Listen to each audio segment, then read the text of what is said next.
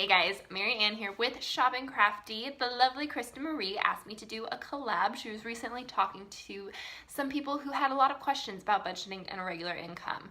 And she knows that I'm also a performer like she is, and knows that I struggle with the irregular income dilemma as well. So she wanted to do a collab talking about how we approach it and important parts of that type of a budget. So with Dave Ramsey, you always know first come your 4 walls: food, shelter, including utilities, clothing, and transportation. Clothing is like a tricky one, unless you actually need the clothes, like work clothes, of course, you need those. This isn't validating shopping sprees, basically, is what I'm saying. Transportation, you have to do your car payments, you have to do your insurance, that sort of thing, paying for gas to get to and from work or bus fare, that sort of thing. You need that in order to make money. So that's important. To me though, the most important is food and shelter. The tricky thing with that is you can't not pay your bills until you have your rent for the end of the month. You know what I'm saying? I can't, starting on the 1st, start saving up $697 before I can spend money on the credit card bill that was due on the 3rd, you know? I always try to just keep track of how much I'm making and make sure I'm on track. When you have an irregular income, you have to check in every week or every day. Basically, I use the EveryDollar app and I use a written budget to keep track of everything. You mark down your income, you mark down how much you've spent, and you write down how much you have left. If by the middle mark of the month, I am not pretty much done with all my expenses other than remaining food and rent for the month, all personal spending, all extraneous spending, no debt snowball, nothing like that until the rent is covered. That is the priority. Then if I make enough for the rent, the rest of it can go towards debt. I don't do my snowball payment until the end of the month because a lot of times I can't make it. It's unfortunate, but it's just the way it is. So the other thing that's really aggravating, and I guess this isn't just about irregular income, but it kind of is, because any given week you're waiting to hopefully make enough to pay whatever bill is coming up due. I love to do my debt payments. I love doing it because it's exciting now that I know that there's an end. There's a light at the end of the tunnel. So for example, this week I really was looking forward to doing my student loan payment. But I'm still waiting to get a payment from one of my freelance editing jobs, and I don't have enough to both do my student loan payment and go grocery shopping. I have to go grocery shopping. You have to do the 4 walls first. So I'm gonna have to wait till next week to do my student loan payment. It's just a weird psychology game because I'm so excited for that payment and I want to do it, and it feels like a fail when I don't get to. But when you have an irregular income, you just have to remember there is some more money coming in. You know what your schedule is. You have to figure out a balance between the two. Don't make your debt payment and then realize, oh, you don't have another job till Wednesday. It's Monday, you have no groceries. Prioritize the food, prioritize the shelter. One approach to budgeting for rent that I don't do, but I should, is dividing it by 4 weeks. And each week set aside a quarter of the rent due.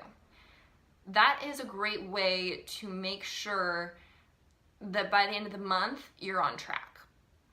If you don't know that the last week of the month you're gonna make, or the last half of the month even, you're gonna make $697 or whatever your rent is, start saving at the beginning of the month. Split it up.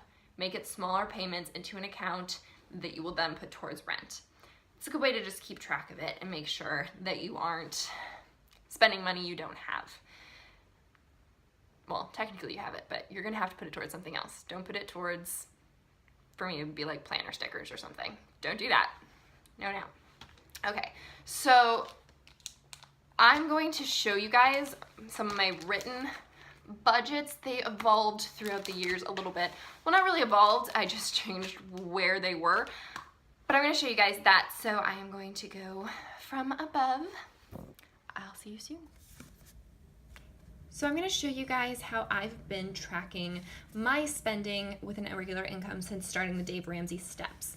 When reading the book, I definitely made sure, Total Money Makeover, I made sure to look for any info he has about irregular income. And there's not a ton. He does talk about 4 walls, which he talks about with everybody, and he talks about listing, when you have an irregular income, the most important expenses to the least important. So at the top is the 4 walls, and then you go down to like snowball payments, personal spending, stuff like that, that is important but isn't the top priority. Sinking funds, stuff like that, which are ideal to be able to do, but you can't always. So I started with this little records book that I had, and I just started writing it out. Sorry, it's pencil, so it's pretty faint. So I always put the month, the expenses. Here, this is so weird. I haven't looked at this in a long time. But I had the emergency fund, retirement I was trying to save for at the time. That didn't actually end up happening. As you can see, I put $2 towards it. Nope. Christmas, my sister's wedding, a computer, acting, and then my utilities. Clearly, I didn't do it in the order Dave Ramsey recommends, which I do more closely now. I think that was just, those were my biggest goals at the time, so I put those at the top. But anyway, I put down what I made that week, and I go through and I subtract how much I spent on groceries, on gas, etc., etc. It's a really good tracking method. So that's what I've been doing for a very long time. And you just keep track of how much you have left any given month and roll over whatever you don't spend the first week into the next week. This is what I do in my weekly budget with me's that I post on my channel. And now, I used to have it on its own separate book, as you can see, but I've started using a planner more because my irregular income means I have an irregular schedule, and trying to keep on top of YouTube, all that other stuff, all my other jobs, I've needed a planner. So I switched over last year to the Happy Planner because, ooh, sorry, I just hit the tripod thingy, octopus tripod. So I have some stashed meal plans here, and I could put different to-do lists, cleaning schedules, YouTube schedules, that sort of stuff. But the important thing, I could put in my budgets. So I started doing it in here with pages that I could take in and out. So every day after work, wherever I'm working, I write down in here how much I made. This was spending this week. That's weird. There we go, income. So I track it here. I like to do Monday, Tuesday, Wednesday, Thursday, Friday, Saturday, Sunday. Some days I don't make money. Some days I make multiple incomes from editing and from serving and from babysitting all in one day. So it all just goes under the Monday category. And then I take it back and I do the budget. Same exact thing as last time. Now that I'm getting more accustomed to budgeting, it's been probably a year and a half, 2 years since I've been really budgeting. There's one flaw with this that you may have noticed, maybe not, I don't know. Basically, it fails to hold me accountable for when I go over budget with an irregular income. This is great for making sure I'm on track for payments because I can see I paid this one, I paid this one, I paid this one, I paid this one. This one is working on it. This one, I've paid some of that, I've paid some of that, I've paid some of that. You can always see how much you've paid and how many expenses you have left. Like, I didn't put any payments towards Florida, I didn't put any payments towards Christmas, etc. You can see that. Oh, sorry, it's down here. You can see that I didn't make any payments. So you know that when you get more income, this is where you probably need to take your payments. The problem is, if I go over in food, I don't actually calculate how much I spent on food and how much I went over. And that's an important accountability thing that I've sort of been letting myself slide on. So, for example, this month it's October. Acting. I budgeted $100. Sorry, there's a terrible shadow. I budgeted $100. I spent $62, $70, and $76. Way over budget. Acting stuff counts as essential in my mind because that's what I'm doing this for. And Dave Ramsey agrees, like, putting money towards your career and developing a career is important. Don't go overboard, of course. These were all essentials. But the issue is I never keep track of it. I just write it down. I don't total up how much money I could have saved if I didn't go over budget. And that's gonna change next year. So I wanted to show you guys that. I'm switching over to an A5 planner so that I can personalize even more.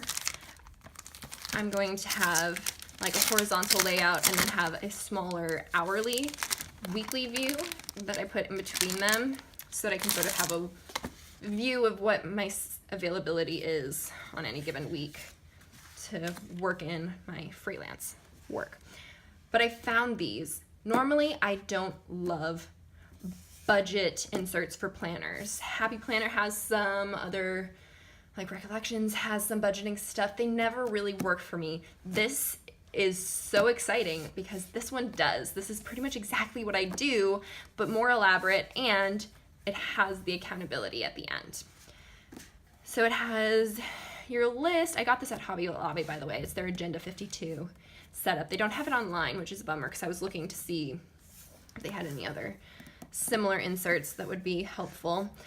So housing, budgeted is gonna be $697.50, then you put your actual amount, you put due date, and how much you paid. These are the variable expenses, or not the, these are the consistent expenses, that's what it is. These are one-time payments, so your electric bill, you pay it one time, gas, you pay it one time, that's what all of these are. The only thing is they have one category for credit loans, which I find hilarious, but they have blank spaces, so it's fine. So there's the front page, which are the one-time payments, and then this is the part that I love because this is exactly what I already do. It has the stuff that you spend more money on throughout the month and not a one-time payment. So transportation, fuel. So I'd put budgeted $40. Week one, I spent how much each week. Total difference. This spreads it out in a way that I couldn't really do on my own because I was just using lined paper. This is well labeled, it's specific. I can put notes here. So I think this is gonna be a really helpful thing with my irregular income to track how much I make each week. It has the household income thing listed up here, and I'll just be able to write above and add it all up at the end to see how much money I made, how much I spent, and how much I could have saved if I didn't blow the budget. So I'm really excited about this new category to help me really keep track of my irregular income in a simple way. And this is really cute too because it also has like a motivational quote, notes, monthly goals, and then it has this, which I'm sure you can do for like a habit tracker of no spend or something like that, or savings if you want to do a savings challenge and planning ahead to goals for next month. Or just expenses that you know are coming up in the next month, like an annual fee of some sort. Okay, so that is how I budget my irregular income. It's working for me so far. The only issue I had was not keeping track of whether I blow a budget or go under on a budget, and that's gonna be really helpful to fix it this coming year. I'm really excited about it. This was $5.99, but Hobby Lobby always has 40% off coupons, so you can get it for like $3. Or you can just do the free version of writing it out like I've been doing for the past couple years. It's really just a matter of making sure you're tracking how much you're making. That's the key to the irregular income. Track how much you're making. Check in every day if you can, every week at a minimum to make sure you are on track for the end of the month. Thank you so much for watching. Please check out Krista Marie's video. She is wonderful, and I will post her link down below. Please like and subscribe. I'll talk to you guys again soon. Bye.